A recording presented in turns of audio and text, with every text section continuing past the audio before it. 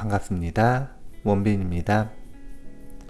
세상의 모든 지식을 출세간의 지혜로 꽃피우기 위한 공부, 원빈 스님의 도서관, 환희미소 시간입니다. 오늘은 틱낙한 기도의 힘이라고 하는 책을 가지고 왔고요. 틱낙한 지음, 이연주 옮김입니다. 불광출판사고요. 오늘 이 책을 고르게 된 이유는 한 법우님이 질문을 하셨는데, 저는 최근 몇 년간 계속 몸이 아팠습니다. 병에 걸리니 마음이 약해지는 것 같습니다. 병원을 계속 전전하는데도 몸이 나아지질 않으니 이제는 하나님에게 의지해야 하는 것 같습니다.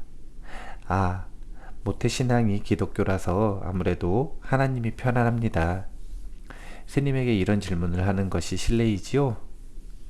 이렇게 질문하셨는데, 제가 답변을 하기를, 아닙니다. 모태신앙이 하나님이고 몸이 아픈데 답이 없다면 당연히 하나님에게 기도하셔야 합니다.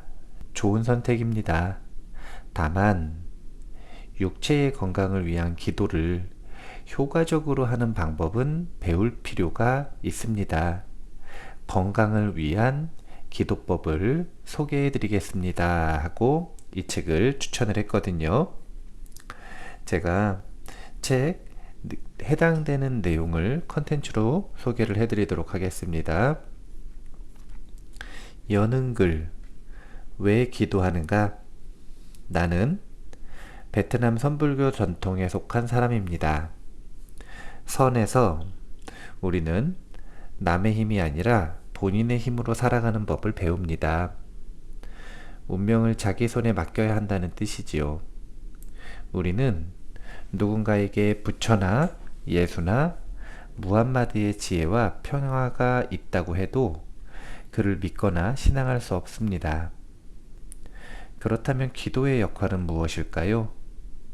우리는 기도를 해야 하나요? 말아야 하나요? 만일 한다면 누구에게 무엇을 기도해야 할까요? 나는 프랑스의 자두마을이라 불리는 수련센터에 삽니다.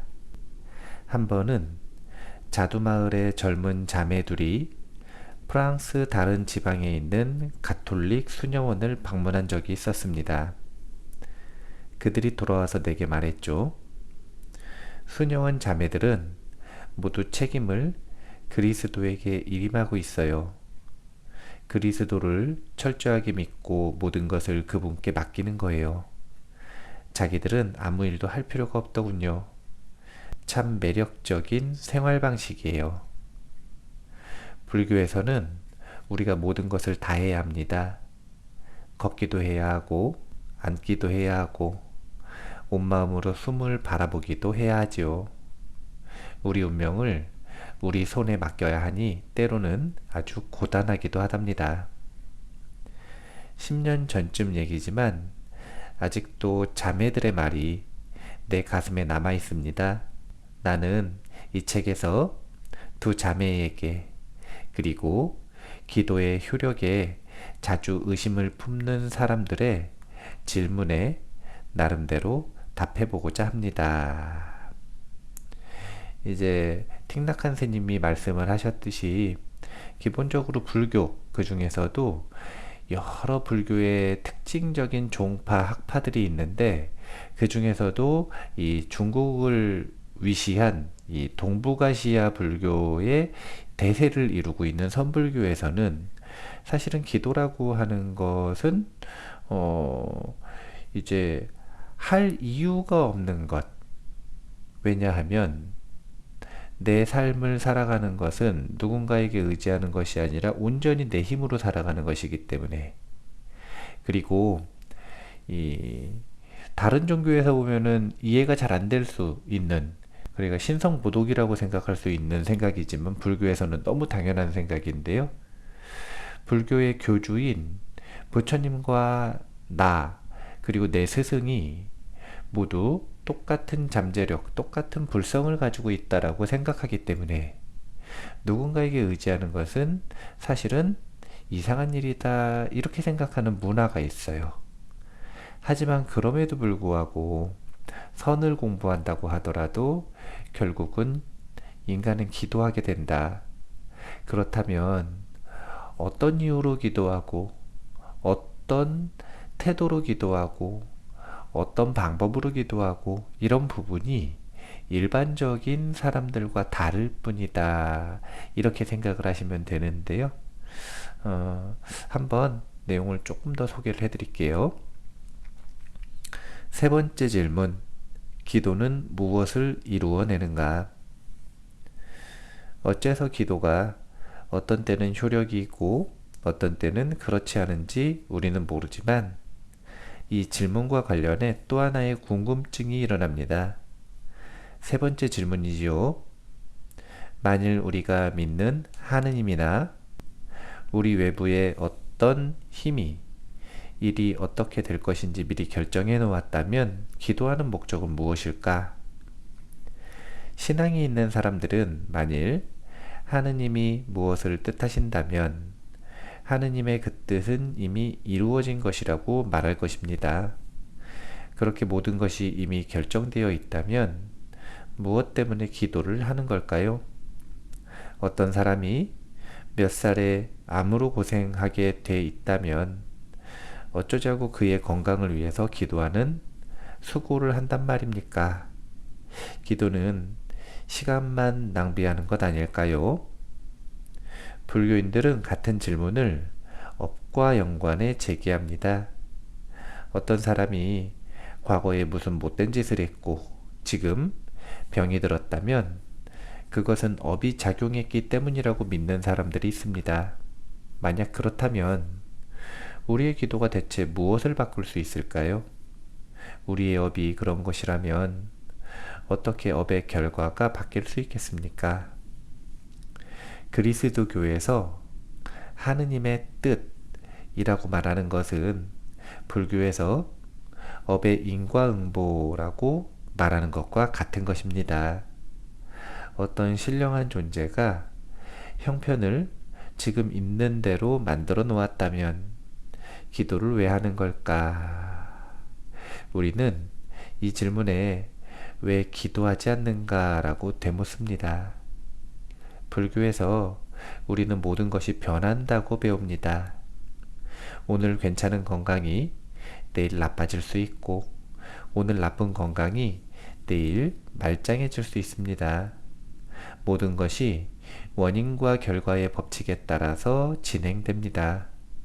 그러므로 우리에게 새로운 에너지, 새로운 깨달음, 새로운 신앙이 있다면 우리 몸과 마음에 새로운 무대를 열어줄 수 있는 것입니다. 몸과 마음이 하나 되어 안기 명상을 할 때 우리는 사랑의 에너지를 할머니, 누나, 남동생에게 보내는 것입니다. 그렇게 하여 새로운 에너지를 만들고 그 에너지가 곧장 우리 가슴을 열어주지요. 우리에게서 자비의 감로가 흐를 때 그리하여 기도하는 이와 기도받는 이 사이에 소통이 이루어지면 프랑스 자두마을과 베트남 하노이 사이의 거리는 아무 의미가 없습니다. 이 연결은 사람의 말로 측정되거나 성을 설명될 수 있는 것이 아닙니다. 시간과 공간은 어떤 장애물도 설치할 수 없습니다. 이제 이 종교를 가지고 있음에도 불구하고 운명이 결정되어 있다라고 하는 생각에 물들어 있는 분들이 많습니다. 모든 것은 하나님의 뜻으로 이미 결정되어 있다. 이렇게 생각하시는 분들이 있고요. 또 모든 것은 전생의 업 때문이기 때문에 바꿀 수 없다. 이렇게 생각하시는 분들이 있어요. 이런 걸 무엇이라고 하냐면 숙명론이라고 합니다. 그런데 사실은 불교의 입장도 그러하고, 그러니까 불교를 올바로 이해한다면 그러하고, 그리고 세상이 돌아가는 원리를 놓고 본다면 숙명론이라고 하는 것은 맞지가 않고 우리가 매 순간 하는 선택들이 우리의 미래를 새롭게 디자인한다 라고 하는 이 혁명적인 관점을 우리는 받아들일 필요가 있습니다. 이제 여기에서 하나님의 뜻은 불교의 입장에서 볼 때 업의 인과응보, 즉 인과율이다 이렇게 표현을 하고 있죠. 그리고 이런 입장은 이제 신물리학, 양자물리학을 태도로 하는 신물리학에서는 이 양자에 기록되어 있는 양자 얽힘이라고 하는 현상을 통해서 설명을 하고 있습니다. 양자 얽힘이라고 하는 것은 이 제석천왕의 그물 인드라망을 설명할 때 이 설명하는 방식과 아주 유사한데요. 하늘에 있는 모든 그물코에 걸려있는 여의보주에 나머지 모든 여의보주의 행동이 비추듯이 우리는 양자 하나하나에 입자 하나하나에 비치는 행동들, 정보들, 업들이 나머지 모든 양자에 전부 다 동시에 기록이 됩니다. 그러니까 이것이 뭐냐면 업의 기록을 말하는 거예요. 그리고 이 업의 기록에 따라 상황, 양자, 세상은 끊임없이 변화한다. 그래서 양자 물리학자들 중에서는 이 양자가 바로 신의 입자다 이렇게 표현을 하기도 하는 겁니다. 그런데 하나님의 뜻으로 보든 업의 인과응보 즉 인과율로 보든 아니면 양자에 기록된 양자 얽힘의 정보를 바탕으로 보든 상관없이 우리가 과거에 했던 행동이 현재에 영향을 미치는 것은 맞지만 지금 현재를 온전히 결정하는 것이 아니라 그 현재에 하는 선택, 행동이 다시 미래에 강력한 영향을 미친다라고 하는 것. 지금까지 어떤 정보가 모여져서 이런 결과가 나왔지만 거기에 내가 어떤 정보를 다시 더하느냐에 따라 미래는 충분히 바뀔 수 있다라는 것. 여기에 기도하는 포인트가 담겨져 있다. 이렇게 보시면 될 것 같습니다. 그러니까 기도라고 하는 것은 지금 이 순간 우리가 하는 말과 생각과 행동의 선택, 좋은 말과 좋은 행동과 좋은 이 생각을 한다면 그러면 그것 자체가 아주 좋은 기도가 되고 그리고 그것을 통해서 미래를 우리는 긍정적으로 바꿀 수 있다. 이런 원리를 지금 소개하고 있다. 이렇게 보시면 될 것 같습니다. 이제 기도에 대해서 또 소개를 해드렸었던 다른 책에서는 그런 표현을 했었어요. 기도라고 하는 것은 결국은 진동수를 높이는 것이다. 우리의 의식의 진동수를 고진동수로 유지한다면 그 상태에서 아무 말도 하고 있지 않더라도 그것이 최고의 기도다. 이것이 바로 기도와 명상, 기도와 수행이 어떻게 연결되는가 라고 하는 것, 이것에 대한 원리라고 생각을 하시면 됩니다. 계속 소개를 해드릴게요. 몸, 마음이 하나 된 기도. 마음으로 하는 기도에 대해 많이 들어보셨지요? 몸으로 하는 기도에 대해서는 어떠신가요? 몸으로 하는 기도도 마음으로 하는 기도 못지않게 중요합니다. 불교인이나 그리스도교 수도자들은 기도할 때 무릎을 꿇고 두 손을 모으고 머리를 숙입니다. 몸과 말과 마음으로 하나 되어 온전하게 현존하는 것이 기도의 본질입니다. 말로 하는 기도만으로는 충분치 못합니다. 기도에 효력이 있으려면 정신과 육신이 함께 모여야 합니다. 어쩌면 불교, 이슬람교, 그리스 정교 같은 종교들이 절하는 것을 기도에 포함시키는 이유가 여기 있는지도 모릅니다. 에고를 낮추고 자기를 위쪽에 열어놓고 땅바닥에 밀착시키는 몸짓이 바로 절입니다. 곁에 있는 이에게 기도한다는 것. 베트남에는 죽어서 거룩한 영으로 된 이들에게 기도하는 풍습이 있습니다. 먼저 가신 부모와 조상들에게도 기도합니다. 그들과 접하면 우리를 돕는 에너지를 받는다는 확신이 있기 때문입니다. 수천 년 세월 동안 베트남에서는 어려운 일을 당할 때마다 향을 사르고 조상들에게 기도해 왔습니다. 기도 생활을 해오면서 나는 먼저 간 분들에게 기도하는 것만큼이나 살아있는 이들에게 기도하는 것도 도움이 된다는 사실을 발견했습니다. 주변 사람들의 행복과 평안도 우리 기도에 에너지를 보태줄 수 있습니다. 우리를 애워싼 가족과 친구들 속에는 우리에게 든든함과 영감을 주는 사람들이 있습니다. 그들을 생각만 해도 우리 몸에 더 많은 에너지를 불러올 수 있지요.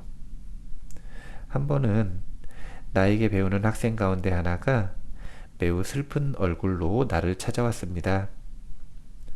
마침 여행을 떠날 참이었기에 그에게 이렇게 말했습니다. 내가 없더라도 원한다면 내 방에 들어와 혼자 앉아 있어도 되네. 내 방에 앉아 있는 것이 그에게는 나와 함께 있으면서 나의 에너지를 받는 것과 같습니다. 이렇게 이루어지는 소통도 기도의 한 형식이지요. 어려운 일이 있을 때 자기가 믿고 따르는 어떤 사람에게로 마음이 모아지면 그 어려움을 극복하는데 필요한 힘을 더 많이 얻을 수 있습니다. 그러므로 자기에게 감동을 주는 일을 마음에 담고 기도하거나 자기가 속한 공동체에 기도를 드리는 것이 가능합니다. 가족이나 친구 모임이 잘 돌아가고 있다고 가정해 보세요. 식구나 친구들이 무슨 대단한 기적을 일으키는 건 아닙니다. 하지만 저마다 건강하고 서로를 존중합니다. 우리가 멀리 떠나 있거나 고단하거나 슬프거나 어려운 일이 있을 때 그들을 생각만 해도 활력이 느껴질 것입니다. 자, 이 부분을 소개를 해드린 이유는 원리를 다시 한번 소개를 해보자면 미래는 결정되어 있는 것이 아니라 지금 하는 행위, 지금 하는 선택, 그것이 수행, 명상이든 아니면 일상에서 마음을 좋게 바꾸는 것이든 습관을 교정하는 것이든 아니면 그것도 아니면 기도하는 것이든 사실은 원리를 놓고 보자면 자신의 의식의 진동수를 높이는 행위이다. 이렇게 보시면 돼요. 고진동수로 자신을 변화시킨다. 이것이 바로 기도의 본질이다. 이것이 바로 내 삶을 바꾸는 본질이다. 그렇다면 구체적으로 이 병을 낫도록 만드는데 유리한 기도나 수행 방법은 도대체 무엇인가? 이것에 대한 이야기를 하나하나 소개를 해드리려고 하는 건데 첫 번째는 직접적으로 육체를 활용하는 기도법들이 있다는 거예요. 이제 오체투지라고 하는 책이 있습니다. 그 책에서는 병명이 정확히 기억이 안 나는데 소아마비 같은 거 있잖아요. 이 소아마비로 태어난 이 한 여학생이 있었는데 이 여학생이 성철 스님을 만나서 매일매일 몸을 움직이기도 힘든 그 힘으로 그 육체로 매일매일 이 자신의 삶을 바꾸고자 살고자 하루에 1000배 수행을 합니다. 하루에 1000번 수행을 하는 거죠. 매일매일 육체를 오체투지 땅바닥에 엎드리면서 1000번씩 그렇게 이 부처님께 기도하는 것입니다.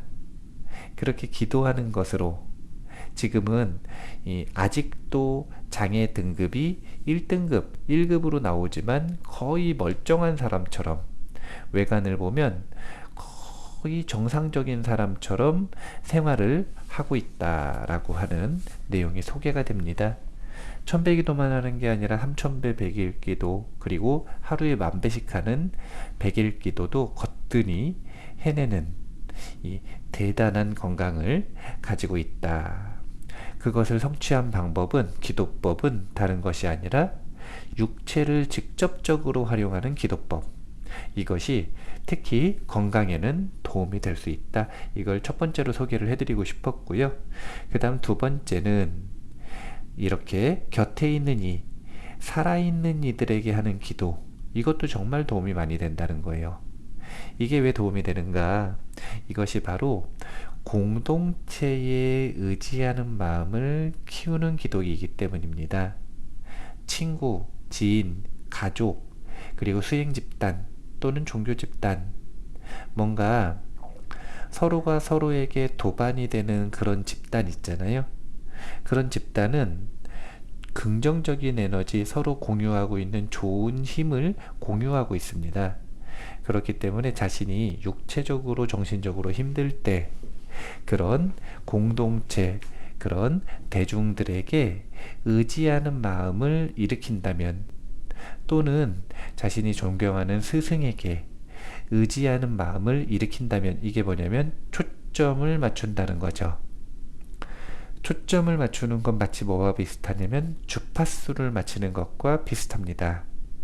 그러면 어떻게 되는가? 그 스승, 그리고 그 공동체가 가지고 있는 고진동에 자신의 주파수가 맞아 들어간다는 거예요. 그러면 자기 자신도 그 고진동수에 함께 공진되어서, 공명되어서 자신의 의식의 진동수를 높일 수 있다. 이렇게 생각을 하시면 될 것 같습니다. 그런 식으로 두 가지, 진동수를 높일 수 있는 두 가지 방법을 제가 소개를 해드리고 싶었는데, 첫 번째는 육체를 직접적으로 움직이는 기도. 우리가 육체를 하면 진동수가 높아지는 게 너무 당연하고요. 두 번째, 대중의 힘을 빌고 스승에게 초점을 맞추는 기도. 그런 기도 방법을 한번 활용해 보시면 좋겠다, 이런 생각입니다. 하나 더 소개를 해드릴게요. 집단 의식으로 만드는 치유의 힘. 영혼을 깨우는 기도를 하면 행복이 학위, 직장, 자동차에서 오는 것이 아님을 기억해낼 수 있습니다. 집단 의식이 우리 건강에 끼치는 영향을 알고서 사람을 치료하는 의학을 집단의학 또는 한마음의 의학이라고 부릅니다. 무슨 일이 발생하면 그것이 우리로부터 멀리 떨어진 시공간에서 일어났더라도 한마음에 영향을 줍니다. 이것을 볼 수 있어야만 집단의학을 이해할 수 있습니다. 400년쯤 전 달이 지구에 영향을 주어 밀물과 썰물을 일으킨다는 사실을 천문학자 요하네스 케플러가 발견했습니다. 하지만 그가 발견한 것을 나누려 할 때 아무도 그의 말에 귀를 기울이지 않았습니다. 달이 저토록 멀리 떨어져 있는데 어떻게 지구에 영향을 준단 말인가? 갈릴레이조차 그의 생각을 일축해버렸죠. 우리 몸은 지구와 같습니다. 가까이 있는 사람뿐 아니라 멀리 있는 사람과 사건과 행동들도 우리 몸에 영향을 줄 수 있습니다. 지금 일어나는 일, 과거에 일어난 일, 다른 사람들의 생각과 행동, 이 모두가 우리 건강에 영향을 줍니다. 많은 의사들이 몸을 검진하는 것만으로 자기 임무를 완수하는 줄 알고 있습니다. 그들은 말합니다. 옷을 올리고 숨을 들이쉬고 내쉬고 입을 벌리고 혀를 내밀어요. 자, 여기 처방전이 있으니 가서 그대로 하고 약을 제때에 복용하세요. 하지만 아픈 사람은 정신적인 치료도 받을 필요가 있습니다. 누군가 이렇게 말해줄 사람이 있어야 한다는 얘기지요. 우리는 지금 여기에 앉아 있습니다. 함께 숨을 쉬어요. 마음을 가라앉혀서 고요하게 합시다. 의사와 간호사와 다른 의료진들은 일을 시작하기 전에 안기 명상을 하고 숨에 마음을 모을 수 있지 않을까요? 의사들은 그날의 검진을 마치고 처방전을 쓰고 귀가하기 전에 자리에 앉아 환자들의 건강에 대하여 명상을 할 수 있지 않을까요? 환자의 가족이나 친구들도 물론 그렇습니다. 그저 단순히 누이가 아파서 병원에 데려가는 중인데 이게 내가 할 수 있는 전부야 라고 말하는 대신 누이와 함께 앉아서 숨을 들이쉬고 내쉴 수 있는 것입니다. 집단 의식 속에서 우리는 사랑하는 이들이 건강해질 수 있도록 할 수 있습니다. 기도할 때 우리는 마음을 고요히 하고 평화와 기쁨을 느낍니다. 그렇게 에너지를 생산해서 건강이 좋지 않은 사람을 도울 수 있습니다. 현대의 의료과학이 이 사실을 보지 못하고 사람들에게서 기도할 용기를 빼앗는다면 그건 실제로 환자들을 해치는 것이나 다름없을 것입니다.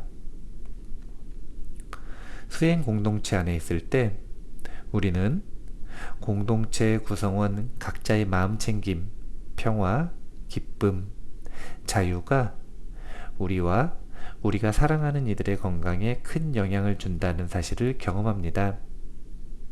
명상하는 동안 그들의 사랑 어린 친절과 자비를 우리가 사랑하는 이들에게 보낼 수 있습니다.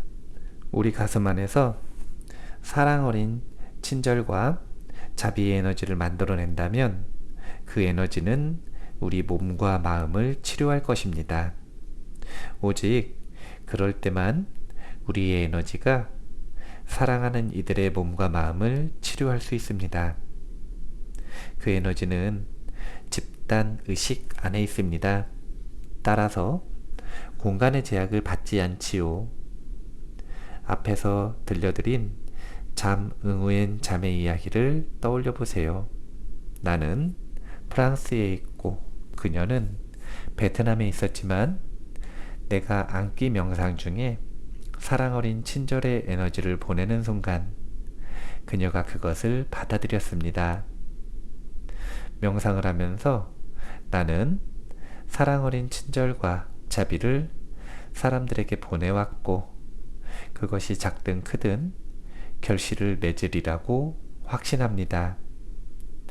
바람만큼은 안 될 수도 있겠지만 효과는 반드시 있을 것입니다. 친구들이 나를 위해서 기도할 때 나는 분명 그 에너지를 받습니다. 내가 그들을 위해서 기도할 때도 그들은 확실히 에너지를 받습니다. 우리가 서로 알고 사랑하면 서로의 마음속에서 사랑과 자비의 에너지를 만들기가 아주 쉽습니다. 한 마음 속에 엄청난 에너지가 있습니다. 그 한 마음의 에너지에 접속한 상태로 사랑 어린 친절과 자비 명상의 에너지를 이용하면 우리는 상황을 바꾸거나 역전시킬 수 있습니다. 이렇게 내용을 소개하고 있어요. 이제 집단의식으로 만드는 치유의 힘인데 앞서 대중의 힘을 빈다 라고 이야기를 할 때 그 대중들에게 그리고 자신이 존중하는 스승에게 초점을 맞춘다 이렇게 표현을 했잖아요. 그런데 그것은 개인이 할 수 있는 일이죠. 그거 말고도 또 방법이 있다는 거예요. 그게 뭐냐면 본인이 잘 교류하고 있는 집단이 있다면 그것이 가족이어도 좋고 친구들의 모임이어도 좋고 아니면 수행 모임이어도 좋고 그런 모임이 있다면 그 모임의 힘으로 자신의 몸과 마음을 치유받을 수도 있을 것이다.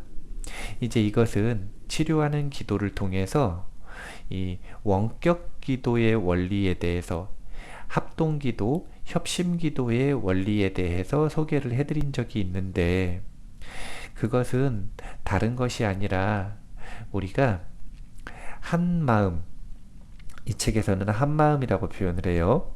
그런데 이제 한 마음 이렇게 표현하는 건 훨씬 직관적이지만 사실은 고정관념을 낳을 수가 있어요. 그래서 원래 불교 용어에서는 그냥 마음이라고 표현을 합니다. 그러니까 불교 용어에서 마음, 자꾸 불교에서 마음 이런 표현을 쓸 때의 그 마음이 개인적인 에고의 마음이 아니라 그 마음의 본질을 표현을 한다, 이렇게 보시면 되는 겁니다. 그런데 그 마음의 여러 가지 특징 중에 하나를 표현하면 한마음이라고 표현할 수 있는 거죠. 왜 한마음이라는 뉘앙스가 나왔냐면 다른 것이 아니라 그 마음은 만물이 공유하고 있기 때문이다, 이렇게 표현할 수 있어요. 그 공유하고 있다라고 하는 그 느낌을, 그 뉘앙스를 분명하게 하기 위해서 칼 융 선생님은 이것을 또 집단 무의식이다, 이렇게 표현을 하기도 했습니다. 그렇기 때문에 그 마음을 공유하고 있다라고 하는 이 원리를 바탕으로 집단 의식으로 치유가 가능해지는 것입니다. 또 이 마음을 공유하고 있기 때문에 우리는 하나님에게 기도를 해도, 부처님에게 기도를 해도, 사실은 조상님에게 기도를 해도, 또는 현재 살아있는 스승에게 기도를 해도, 또는 아무런 기도하지 않는 마음으로 수행을 해도 의식의 진동수가 높아지면 그것이 필요한 이들에게 전달이 되고, 그것이 나와 남에게, 그리고 세상에 큰 도움이 될 수 있는 원리가 되는 것입니다. 이 마음, 한마음, 집단 무의식이 일종의 센터 은행 역할을 한다, 이렇게 보시면 돼요. 그래서 우리가 하는 의식의 진동수가 높은 행위들, 그것이 기도든 선행이든 아니면 깨달음의 행위든 아니면 수행이든 상관없이 그 의식의 진동수가 높은 행위가 중앙은행으로 들어가고, 우리가 의도적으로 그 은행으로 들어간 좋은 행위, 이것을 이제 공덕이라고 표현하는데, 그 공덕과 복덕을 의도적으로 자신의 지인에게 도움이 됐으면 좋겠다라는 마음을 일으킨다면 이걸 회양이라고 하는데, 틱낙한 스님 같은 경우에는 항상 명상을 하신 후에 누군가를 위해서 그 공덕을 회양한다라고 지금 표현을 하시고 계시는 거예요. 또 의사들 같은 경우에는 매일매일 오늘 만났었던 환자들에게 자신의 명상의 공덕을 직접적으로 회양할 수 있지 않느냐라고 지금 제안을 하고 계시는 거예요. 이런 식으로 회향이 가능한 이유는 다른 게 아니라 그 한마음이라고 하는 중앙은행의 존재 때문에 그러하다, 이렇게 원리를 이해를 하셔야, 그래야만 우리가 의심 없이 기도하고 수행하고 회향할 수 있을 것이다, 이렇게 생각을 하시면 됩니다. 한 가지 내용만 더 소개를 해드릴게요. 모두의 건강을 위한 기도. 대학에서 6년 동안 의학을 공부하는 것만으로는 충분치 않습니다. 의과대학에선 우리에게 저장식을 깊이 들여다보면서 진단하는 법을 가르치지 않기 때문입니다. 정신과 의사들도 무의식 차원에서 진단하고 치료하는 법을 배우지만 서양 정신의학에서 말하는 무의식은 저장식의 한 부분에 지나지 않습니다. 아레아식이라고도 불리는 저장식은 우리 정신의 가장 깊은 부분입니다. 그 안에 행복, 슬픔, 질투, 그 밖에 우리가 경험하는 모든 감정의 씨앗이 들어 있습니다. 이 씨앗들에 물을 주거나 접촉을 하면 그것들이 감정 에너지로 분출됩니다. 저장식은 온갖 종류의 씨앗을 품은 정원과 같고, 의식은 정원사와 같습니다. 명상을 할 때 의식이 작용합니다. 저장식도 밤낮으로 은밀히 작용하고 있습니다. 만약 우리가 의식의 깊은 곳에 깔려있는 내면 매듭들을 인식하고 바꿔놓을 수 있다면 그 결과로 우리는 치유되고 자유로워질 것입니다. 이를 일컬어 바탕에서 이루어지는 변화라고 합니다. 의식의 밑바탕에서 이루어지는 변화라는 뜻이지요. 이제 여기서 말하는 저장식, 이제 아레아식이라고도 하는데요. 이것을 마음의 가장 깊은 본질 중에 하나로 소개를 하고 있습니다. 이게 이제 저장식이라고 하는 게 뭔지 좀 공부를 직접적으로 해보시지 않은 분들은 감이 잘 안 오실 수 있는데, 비유하자면 이건 데이터 센터와 같다 이렇게 생각을 하시면 됩니다. 빅데이터 센터들 있잖아요. 최근에 그 카카오 데이터 센터에 화재가 났죠. 그래서 어떤 일이 벌어졌냐면 정보 불러오기가 안 되는 거예요. 우리가 그동안 카카오톡을 통해서 입력한 개인정보들, 그리고 그런 민감한 개인정보들 말고도 뭐 카카오톡에서 서로 주고받은 대화 내용들, 이런 수많은 정보 기록들이 불러오기가 되지 않죠. 왜냐하면 데이터 센터가 불났으니까. 이 저장식이라고 하는 건 일종의 이런 이 데이터 센터와 유사하다, 이렇게 생각을 하시면 됩니다. 그렇기 때문에 이 데이터 센터의 접속 권한을 가지고 있다라고 한다면, 그러면 이 데이터 센터를 활용하고 열람할 수 있는, 그리고 그 능력을 바탕으로 우리가 자신의 데이터를 바꿀 수 있는, 여기서 바꾼다는 건 미래에 영향을 미친다는 거죠. 그런 힘을 갖춘다면 우리는 자신의 삶을 운영하는 데 있어서 훨씬 더 큰 힘을 얻을 수 있을 것이다. 이런 상상을 한번 해보실 필요가 있는데, 그것을 위해서는 마음을 칼날같이 예리하게 만드는 선정수행이 반드시 필요하다라고 하는 것, 이것은 간단하게 조언을 해드리고 계속 읽어드릴게요.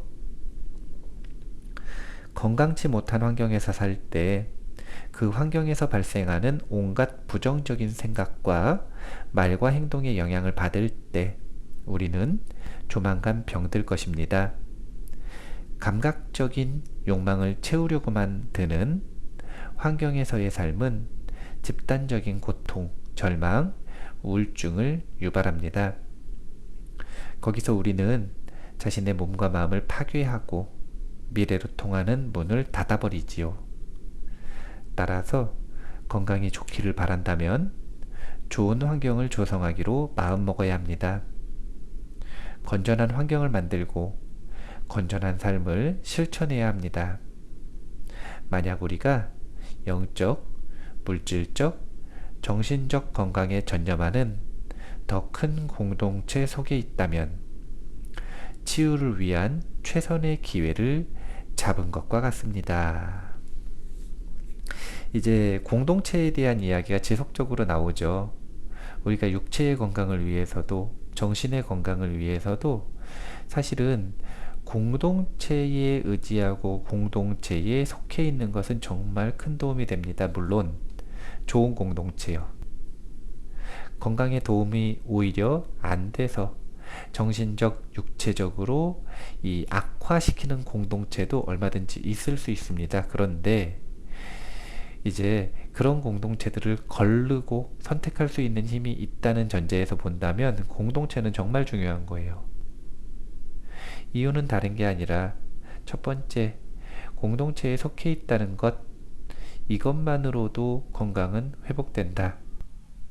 두 번째, 합심하여 그 공동체에 마음먹은 마음이 잘 맞는 도반들이 나를 위해서 기도해 줄 수 있다. 세 번째, 우리는 이 공동체마다 세상을 위한 기도들을 하는데 자기 자신이 세상을 위한 기도를 할 때 자기 자신도 치유된다. 그리고 네 번째, 이제 저장식의 특징에서 본다면 그 공동체와 접촉할 때 우리의 저장식에는 건강에 도움이 되는 행동, 생각, 말, 즉 고진동의 주파수가 묻어있는 그런 이 행위를 우리가 자연스럽게 하게 되고, 우리의 저장식에 이미 씨앗으로 잠재되어 있는 기쁨, 그리고 깨달음, 그리고 지혜, 자비, 이런 아주 긍정적인 씨앗들이 발화하는 계기가 된다. 접촉만으로도. 그렇게 생각을 하시면 됩니다. 한마음 의술을 실천하는 의사는 환자를 치유의 길로 안내하는 방법을 알아야 합니다. 저장식은 집단의식입니다. 그것에서 강, 산, 호수, 연못, 공기, 물, 새, 그리고 물고기가 생겨납니다. 환경의 응보가 아름다우냐 추하냐는 우리가 건강한 환경을 지향하여 건전한 길을 걸어왔느냐 아니면 건전치 못한 길을 걸어왔느냐에 따라 달려 있습니다. 우리가 사랑하는 사람들, 의사, 그리고 공동체가 사랑과 기도의 에너지를 생산하여 우리에게 보내고 그것으로 우리를 감싸줄 때 우리는 우리 몸이 건강을 회복하도록 도와줄 수 있습니다. 때로는 건강이 너무 나빠서 약을 사 먹거나 운동을 해도 아무런 도움이 되지 않기도 합니다. 집단의식이 우리를 반드시 치료해주는 건 아니지만 우리가 건전한 집단의식에 접할 수 있으면 치료 효과는 분명 커질 것입니다. 아픈 사람을 위해서 기도해주고 그들에게 영적 에너지를 보내는 일은 그들의 치유를 위하여 대단히 중요합니다. 불교인인 우리는 이런 기도에 에너지가 있음을 믿습니다. 우리의 이런 믿음은 미신이 아닙니다. 그렇게 기도하고 영적 에너지를 보내는 것이 과학적인 진실의 바탕을 둔 것임을 알고 있기 때문입니다. 영적으로 지지하고 돕기 위해 공동체 구성원들이 함께 앉아 집중된 마음의 에너지를 생산할 때 그 에너지가 사랑하는 이들에게 가 닿는다는 것은 분명한 진실입니다. 어리석음에 의해서도 의식이 만들어지고 배양된다는 것을 우리는 압니다. 어리석음이 두터우면 그만큼 건강이 나빠질 것입니다. 우리 모두 함께 날마다 수련하면 어리석음을 걷어내고 지혜에 기초한 밝음을 만들어 나갈 수 있습니다. 지혜와 마음 챙김이 있는 곳에 사랑과 자비가 있습니다. 지혜와 마음 챙김이 늘수록 집단의식 속에 더 많은 사랑이 생겨납니다. 그러면 개인뿐 아니라 온 공동체가 더욱 건강해질 것입니다. 이제 아픈 사람을 위해서 함께 기도해주는 합심기도, 합심수행, 합심명상, 협동기도, 협동수행에 대한 효과를 틱낙한 스님 역시 아주 강하게 강조하고 계시는데요.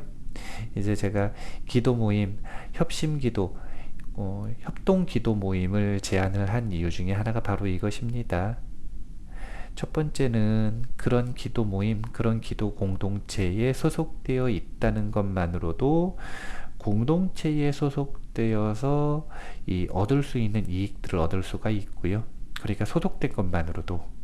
두 번째는 주기적으로 또는 특별한 경우에 도반들에게, 공동체에 소속되어 있는 멤버들에게 이 특정한 주제를 바탕으로 하는 기도를 부탁할 수 있고, 그리고 그들이 같은 시간 같은 마음으로 기도를 해준다라고 하는 것, 이것만으로도 큰 치유 효과, 큰 도움을 얻을 수 있을 것이라고 기대하기 때문입니다. 하지만 근본 원리는 하나입니다. 그건 뭐냐면 마음의 진동수를 높인다. 그러면 개인적인 어리석은 자아의 의식이 아니라 이것은 장애물입니다. 그것을 뛰어넘어 마음의 본성이라고 불리는 마음의 깊은 곳에 도달하는 고진동수의 의식을 만드는 것, 이것이 바로 기도가 이루어지는 근본 원리이다. 이렇게 생각을 하시면 됩니다.